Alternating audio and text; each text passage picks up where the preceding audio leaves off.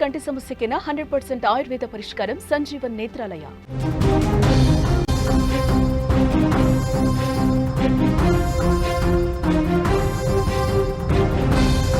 Breaking news చూస్తున్నాం. రాజకీయాలపై మాజీ మంత్రి మల్లారెడ్డి ఆసక్తికర వ్యాఖ్యలు చేశారు. కొన్నాళ్ల నుంచి పార్టీ మారతాడంటూ వస్తున్న వార్తలపై స్పందించారు. ప్రస్తుతానికి తాను రాజకీయంగా బీజేపీ వైపు లేదా టీడీపీ వైపా టీఆర్ఎస్ వైపా అన్నది కాదని అంటున్నారు. ఇప్పుడు టీఆర్ఎస్ లో ఉన్నాను, బీఆర్ఎస్ లో ఉన్నాను, ఇప్పుడు ఏ వైపుకు చూసేటట్టు లేనని అన్నారు. తనకు 73 సంవత్సరాలు వచ్చాయని ఇంకా ఏ వైపుకు చూడాల్సిన అవసరం ఏముందని అన్నారు. ఇప్పటికే ఎంపీగా, మినిస్టర్గా, ప్రస్తుతానికి ఎమ్మెల్యేగా ఉన్నారని ఇంకా 3 ఏళ్లు ఉంటానని అన్నారు. అసలు రాజకీయమే వద్దని అనుకుంటున్నారని, ప్రజలకు సేవ చేసి మంచి కాలేజీలు, యూనివర్సిటీలు నడిపిద్దామని భావిస్తున్నారని మల్లారెడ్డి అంటున్నారు. సో ఈ వ్యాఖ్యలను బట్టి చూస్తుంటే పరోక్షంగా రాజకీయాల నుంచి తప్పుకుంటున్నట్లుగా హింట్ ఇచ్చినట్లుగా తెలుస్తోంది మల్లారెడ్డి. అన్నీ కూడా భగవంతుడు అనుకున్న దానికంటే అన్ని ఇచ్చిండు. నేను ప్రజలకు సేవ చేయాలి, అక్కడ మంచి ఇంజనీర్లను, డాక్టర్లను తయారు చేయాలి. ఈ రెండే ఎంచుకున్నా పర్ఫెక్ట్గా పోతుంది.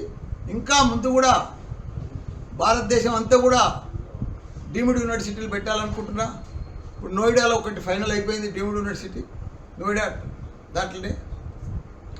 దాని తర్వాత లక్నోలో కూడా అక్కడ మన యోగి సీఎం గారు ఏఐ సిటీ తయారు చేస్తున్నాడు.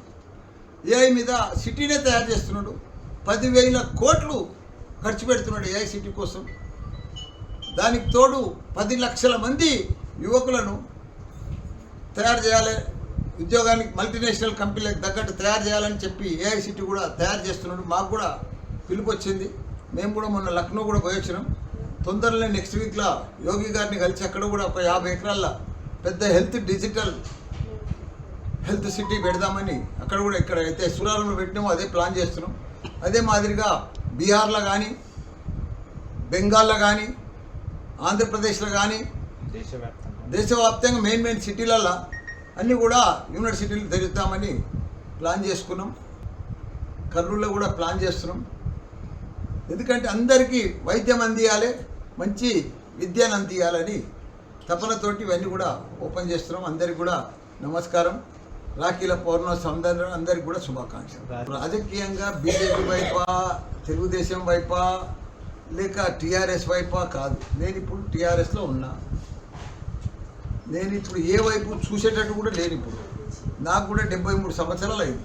ఇంకా ఏ వైపు చూడవలసిన అవసరం ఏముంది? ఇప్పుడు నేను ఎంపీ అయినా, మినిస్టర్ అయినా, మళ్ళీ ఇప్పుడు ఎమ్మెల్యే అయినా, ఇంకా 3 ఏళ్ళు ఉంటా. నేను రాజకీయమే వద్దనుకుంటున్నా. ప్రజలకు సేవ చేసి మంచి కాలేజీలు, యూనివర్సిటీలు నడిపిస్తామని అనుకుంటున్నాను. మల్లారెడ్డి కీలక వ్యాఖ్యలు చేశారు. నాకు 73 ఏళ్లు వచ్చాయి, ఎటుపక్క చూడాల్సిన అవసరం లేదు అంటూ కూడా ఆయన మీడియా ముఖంగా చెప్పారు. అందరికీ సేవ చేయాలనే ఉద్దేశంతోనే ఉన్నానని కూడా అంటున్నారు. ఇప్పుడు బీఆర్ఎస్లోనే ఉంటున్నాను, అన్ని పదవులు అనుభవించాను, ఇప్పుడు నాకు ఎలాంటి రాజకీయం అవసరం లేదు అంటూ కూడా ఆయన చెప్పడం జరుగుతుంది. ఇది ఒక ఆసక్తి చర్చకైతే దారితీసిందని కూడా చెప్పుకోవచ్చు. మల్లారెడ్డి ఒక మామూలు వ్యక్తి నుంచి ప్రముఖ రాజకీయ నాయకుడిగా ఎదిగారు. ఎన్నో విద్యా సంస్థలను కూడా ఆయన స్థాపించడం జరిగింది. హైదరాబాద్లోని బోయిన్పల్లిలో జన్మించిన మల్లారెడ్డి కష్టపడి పైకొచ్చారు. చిన్నతనంలో పాల వ్యాపారం చేస్తూ జీవితాన్ని ప్రారంభించారు ఆయన. ఆ తర్వాత విద్యారంగంలో రాణించాలని మల్లారెడ్డి గ్రూప్ ఆఫ్ ఇన్స్టిట్యూషన్స్ స్థాపించారు. ఇందులో ఇంజనీరింగ్, మెడికల్, డెంటల్, నర్సింగ్ కాలేజీలు, యూనివర్సిటీ కూడా ఉంది. ఇక ఆయన తెలుగుదేశం పార్టీ నుంచి కూడా ఆయన రాజకీయ జీవితం ప్రారంభించారు. మల్లారెడ్డి మొదటిగా తెలుగుదేశం పార్టీ నుంచి 2014లో జరిగిన సాధారణ ఎన్నికల్లో మల్కాజ్గిరి లోక్సభ నియోజకవర్గం నుంచి ఎంపీగా పోటీ చేసి విజయం సాధించారు. ఆ ఎన్నికల్లో తెలంగాణలో టీడీపీ నుంచి గెలిచిన ఏకైక ఎంపీగా మల్లారెడ్డి నిలిచారు. అయితే ఇప్పుడు టీడీపీలో ఉండకుండా 2016లో టీడీపీ నుంచి తెలంగాణ రాష్ట్ర సమితి ప్రస్తుతం ఉన్న బీఆర్ఎస్ పార్టీలో చేరడం జరిగింది. అప్పట్లో టీఆర్ఎస్లో చేరిన తర్వాత 2018లో జరిగిన శాసనసభ ఎన్నికల్లో ఆయన మేడ్చల్ నియోజకవర్గం నుంచి పోటీ చేసి ఎమ్మెల్యేగా గెలవడం జరిగింది. దీంతో 2019లో అప్పటి ముఖ్యమంత్రి కేసీఆర్ తన మంత్రివర్గంలో మల్లారెడ్డికి స్థానం కల్పించారు. కార్మిక, ఉపాధి, మహిళా, శిశు అభివృద్ధి శాఖ మంత్రిగా కూడా మల్లారెడ్డి బాధ్యతలు నిర్వర్తించారు.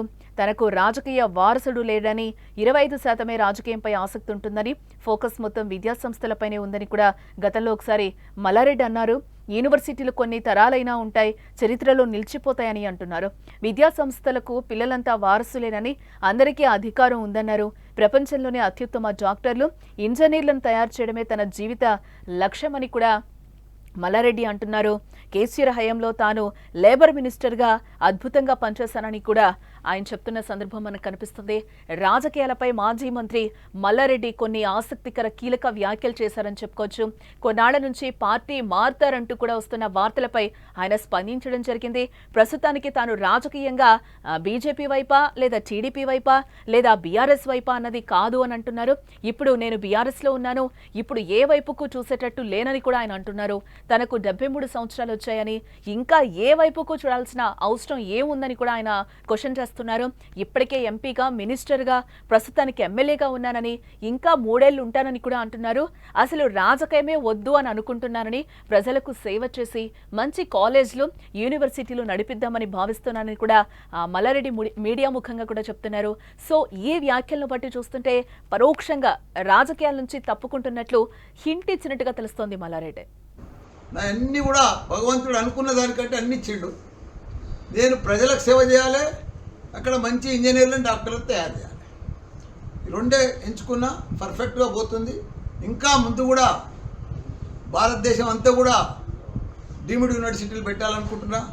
ఇప్పుడు నోయిడాలో ఒకటి ఫైనల్ అయిపోయింది, డీమ్డ్ యూనివర్సిటీ నోయిడా దాంట్లోనే.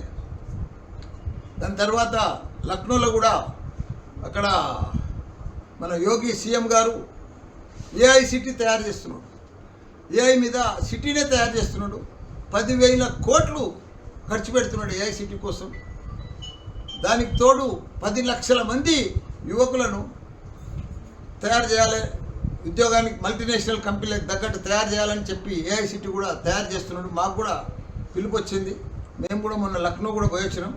తొందరలో నెక్స్ట్ వీక్లో యోగి గారిని కలిసి అక్కడ కూడా ఒక 50 ఎకరాల పెద్ద డిజిటల్ హెల్త్ సిటీ పెడదామని అక్కడ కూడా ఇక్కడ అయితే సూరారంలో పెట్టినామో అదే ప్లాన్ చేస్తున్నాం.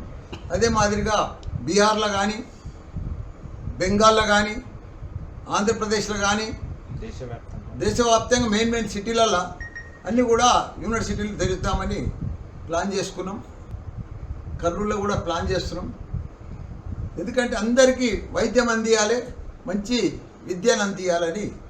తెలుగుదేశం వైపా లేక టీఆర్ఎస్ వైపా కాదు. నేను ఇప్పుడు టీఆర్ఎస్లో ఉన్నా. నేను ఇప్పుడు ఏ వైపు చూసేటట్టు కూడా లేను. ఇప్పుడు నాకు కూడా 73 సంవత్సరాలు అయింది. ఇంకా ఏ వైపు చూడవలసిన అవసరం ఏముంది? ఇప్పుడు నేను ఎంపీ అయినా, మినిస్టర్ అయినా, మళ్ళీ ఇప్పుడు ఎమ్మెల్యే అయినా, ఇంకా 3 ఏళ్ళు ఉంటా. నేను రాజకీయమే వద్దనుకుంటున్నా. ప్రజలకు సేవ చేసి మంచి కాలేజీలు, యూనివర్సిటీలు నడిపిస్తామని అనుకుంటున్నాను.